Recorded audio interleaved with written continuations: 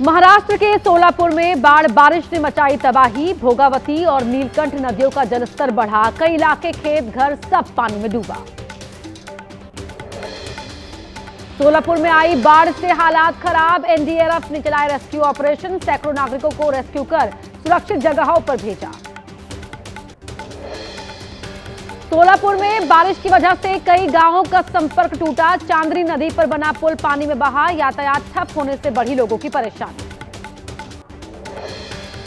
महाराष्ट्र के नाला सोपारा में समुद्र किनारे लगा दी स्कॉर्पियो। वाटर लेवल बढ़ने से रेत में धंसी कार। स्थानीय लोगों की मदद से गाड़ी को बाहर निकाला गया। गुजरात के डांग में बारिश की वजह से नदियों का जलस्तर बढ़ा। खपरी नदी का दिख रहा है रौद्र रूप। निचले इलाकों में जारी किया गया अलर्ट। कोलकाता में भारी बारिश ने बढ़ाई लोगों की परेशानी। शहर में कई जगह भरा पानी। पूजा पंडालों में भी जल भराव। एहतियातन कई जगह मेट्रो सेवा की गई बंद। पश्चिम बंगाल के कोलकाता में जानलेवा हुई बारिश। अलग अलग जगहों पर पानी में करंट उतरने से 7 लोगों की मौत। हैदराबाद में भारी बारिश बनी मुसीबत। शहर के अंदर बहने लगा पानी। पानी के तेज बहाव के साथ बह गए कई वाहन। बाइक, ऑटो और एम्बुलेंस के बहने की तस्वीरें आई सामने। हैदराबाद में भारी बारिश की वजह से शहर हुआ पानी पानी। शहर के निचले इलाकों में जलभराव। सड़कों पर भरा कई फीट पानी। जनजीवन प्रभावित। तेलंगाना राज्य में आज भी भारी बारिश की चेतावनी। तेलंगाना के संगारेड्डी में भारी बारिश की वजह से फिर से उफान पर बरसाती नदियां। रिहायशी इलाकों में बाढ़ जैसे हालात। घरों के अंदर भरा कई फीट पानी।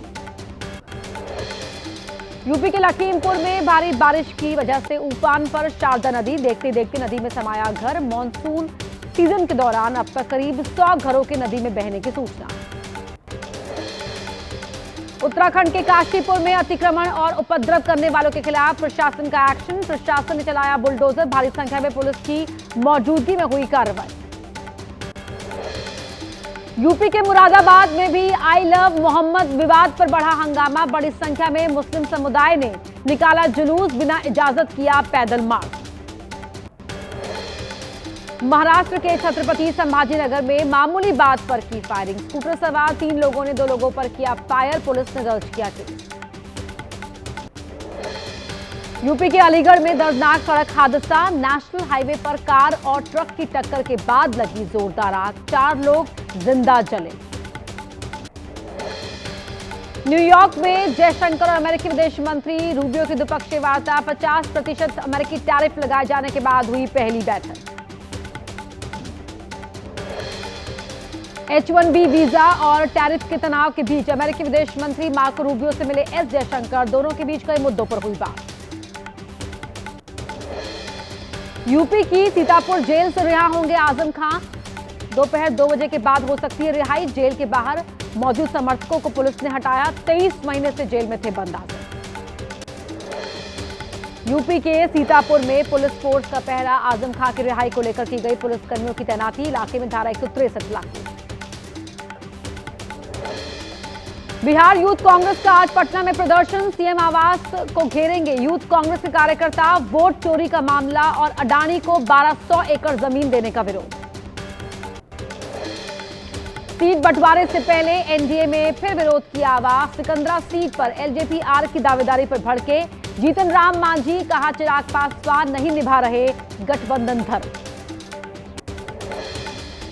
यूपी में जातिगत नेम प्लेट और स्टिकर लगे वाहनों पर पुलिस का एक्शन। हापुड़ सहित कई जगहों पर पुलिस ने चलाया अभियान। गाड़ियों से हटाए गए जाति लिखे स्टिकर, नेम प्लेट।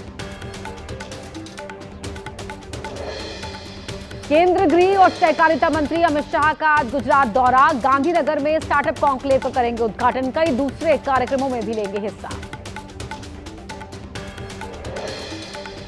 दिल्ली की मुख्यमंत्री रेखा गुप्ता स्वच्छता अभियान में हुई शामिल। शालीमार बाग में सड़कों से हटाया कचरा। रेखा गुप्ता ने कहा लगातार काम करते रहने से ही स्वच्छ होगा शहर।